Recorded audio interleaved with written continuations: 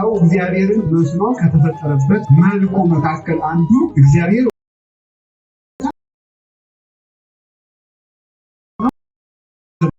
በስሙ የተጠመቅንበት እግዚአብሔር መልኩ ይሄ ነው። ጥቃቅን ነገሮችን እንኳን ፈልጎ የሚከፍል እስከ መጨረሻው ድረስ እኛ ከብዙ ውለታዎች መካከል ብዙውን እንኳን የምንረሳው እግዚአብሔር ደግሞ ውለታ እስከሚያገኝ ድረስ ፈልጓል። የሌለ እንኳን ተገልጦ የማይታወቅ ውለታ ሳይኖረን ፈልጎ ሰለስቱ ምዕት ሲናገሩ ወይ ፈቅድ ምክንያት ለብይ ሰውን ለማዳን ምክንያት ይፈልጋል።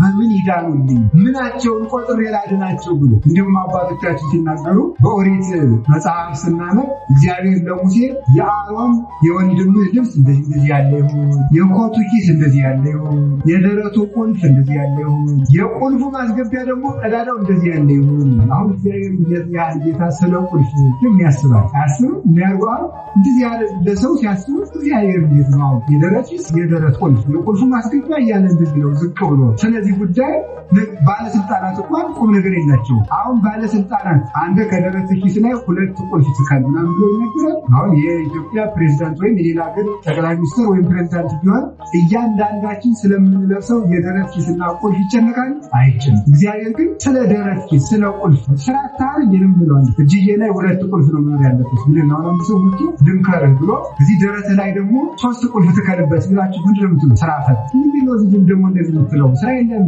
ይል ነበር። ለምን ይመስላችኋል ጊዜ ያለው እግዚአብሔር አሁን የደረት ኪስና ዝቅ ያለ ነገር ነው ማለት ነው መስላችሁ። የእናንተ እንዲሁ ትንሹ ነገር ደስ ይለኛል። እግዚአብሔር የማልወድላችሁ ነገር የለም ከኃጢአት ብቻ በቀር ለዚህ ሁሉ ለማስብላችሁ ለዚህ አሁን አንዳንድ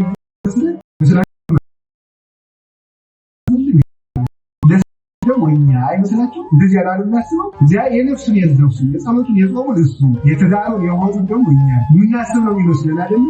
ሰላልቼ ወደ እግዚአብሔር መለሳለሁ ይላል ሰው ማለት ስራውስ የማን ነው? መብቱስ የማን ነው? ተኝተን መነሳታችንስ የማን ነው? እግዚአብሔር ነው። እግዚአብሔር ሰው በልቶ ስለማደሩ የሚጨነቃል። ሰው በልቶ ስለማደሩ አልበላን ቢል እንኳን የሚያባላ ሰው አጥቶ የሚያባላ ተረፍተን ነው ችግር ነው። አብሮ የሚያመጋግብ ምን እንዴት ይሻላል መሰለኝ። አልበላን ቢል እንኳን የሚያመጋግብ ሰው ይዞ ይመጣል።